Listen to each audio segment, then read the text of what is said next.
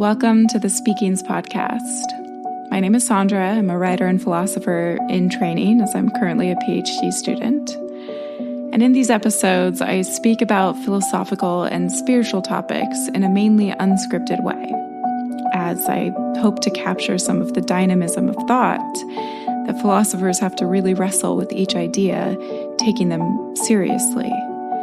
And I hope you do the same as I present these ideas to you. You can leave reviews or email me to let me know what you think. In the meantime, thank you for listening. I hope you enjoy.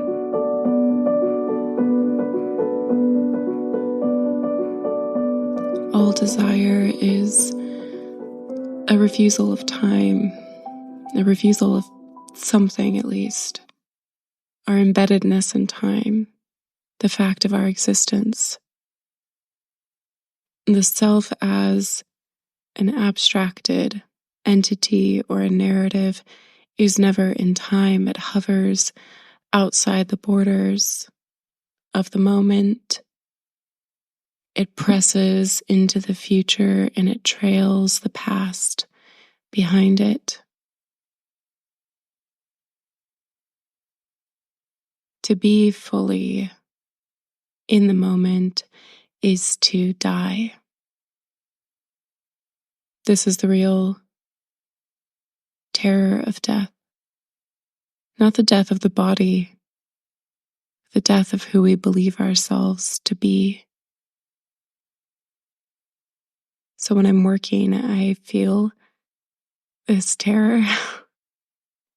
I think many writers will agree, and many others who are trying to be fully engrossed in a task have the same sense. A sense that if I were to be here completely, whether that's in my Plato readings or Rousseau readings or in the work that I'm writing, I would dissolve. And so desires are constantly intruding in the space of my focus. Desires to eat, to shop for things that I may or may not need. I always convince myself I need them, but I think we need a lot less than we think we do. Desires to get other things done on my to-do list. Countless desires. And the funny thing about these desires is you start to notice that they cannot be satisfied. Maybe one individual can, but desire itself is insatiable. Because desire is the future. It's the link between the present and the future, rather. As long as there's a future, there will be desire.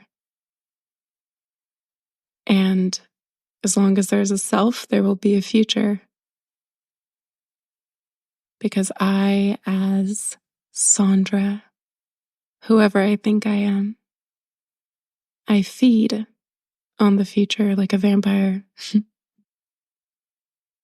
This food of the future includes things like fear, expectation, excitement, planning. For example, right now I don't feel fear about my life. I actually feel an incredible amount of excitement for what the future holds.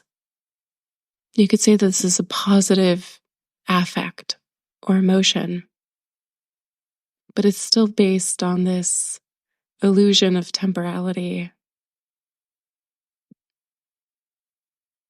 And that's okay. Time is a tool. It can be useful as long as we know it's a tool. So where does this leave us?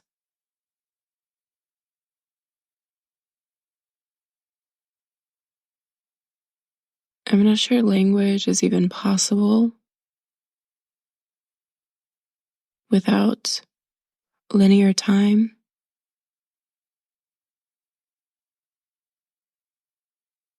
There's very little I can say of interest that pertains only to this moment. And yet, that's one reason I started this podcast. Out of respect for and love for the moment, out of the desire to inhabit it fully, which includes inhabiting my body fully. Oral speech, when lived authentically, is a form of inhabiting the body fully, not allowing your words to be prescribed beforehand from an older temporality through planning and then recited like so many dead syllables, but rather allowing speech to surge forth from the moment to the surface, which requires an incredible amount of trust and vulnerability, and it doesn't always work. There's not always something interesting or profound that wants to be said or that I'm prepared to receive, but it's all I really have. How can I say that desire is the denial of time or the refusal of time if it in fact constitutes futurity? Let's put it this way. There are many names for this, but we could say that time is simply the present moment, and the linear timeline that desire preserves is a kind of alienated virtual copy of this living present. It's a map of the present moment, perhaps. Or perhaps it's something else entirely. I don't really know what time is. I've written a lot about it. I've read a lot about it in philosophy and also in physics. Explanations in physics are really interesting, though I tend towards the experiential or the phenomenological in my work. How do we experience time? What happens when time stops? Like when we inhabit flow states or even grief states. Some people, when they experience especially the sudden death of a loved one, inhabit a space in which time ceases to flow. It kind of seizes up into this static now that never moves.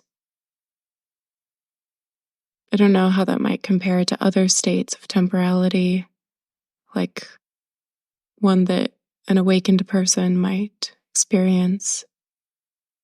But there are many forms, many ways of inhabiting time. All I know for sure is that we are terrified of it. Not of our virtual timelines. I'm not terrified of my plans. Even the future, if I'm afraid of it, isn't nearly as terrifying as the present. I do have fears of the future sometimes. Not often, luckily. I'm not prone to anxiety, but fears surge up sometimes. I can feel it in my heart or in my throat, kind of clenching. But even these fears are refusing to look at what's in front of me now. There's this really common theme in people's dreams of being naked in front of a crowd or something, speaking publicly, and you realize you forgot to put on a pair of pants or something. I think our experience of time is the same. There's this wonderful quote in Les Miserables. To love another person is to see the face of God. And there's a quote from Richard Rohr that I quoted in a previous episode, that God is the face of reality.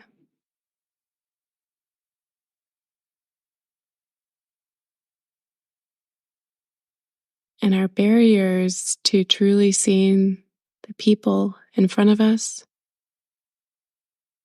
and thus to seeing God or reality,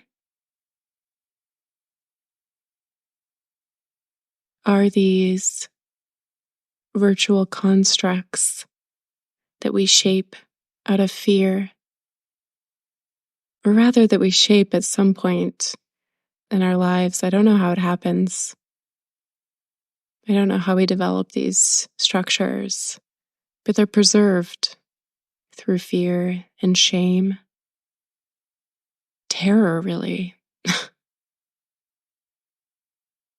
And when those structures dissipate even momentarily, what we see is reality. Nothing miraculous in itself, really. As I mentioned in a last episode, the miraculous is a mode of thought. Perhaps I should say a mode of experience, something like that. It's the constant state of every singing thing, life itself is miraculous, but it's also wholly ungraspable and unknowable. To face the miraculous, we have to face the terror of that which cannot be known or grasped at. So, if desire is that which constitutes futurity that keeps time alive, and thus the self, I've been examining my desires at the moment, how to feel them instead of act on them, how to let the desires round into themselves. A desire is just a feeling that is not being felt fully, and so it is trying to externalize itself into the outer world. If you sit with a desire, any desire, it becomes fully itself and thus collapses inward. And by becoming fully itself, it also becomes fully innocent, pure, clear. There's nothing wrong with any desire.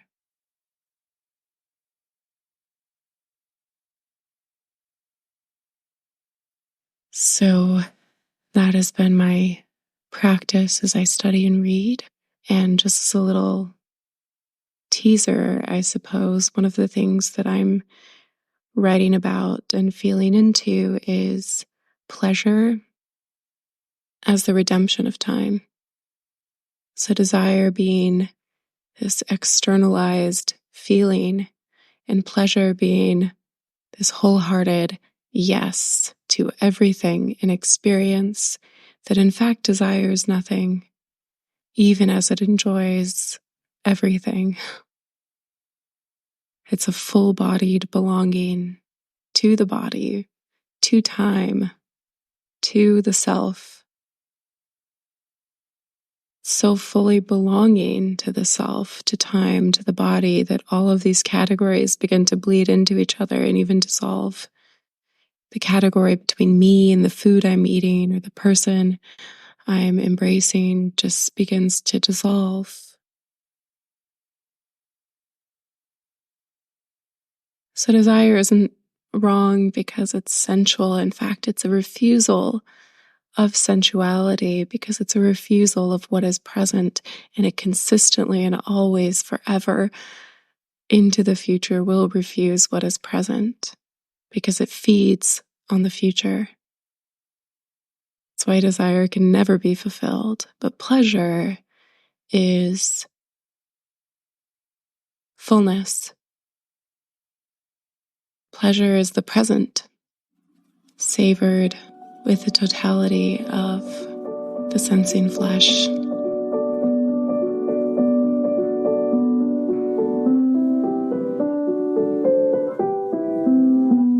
Thank you for listening.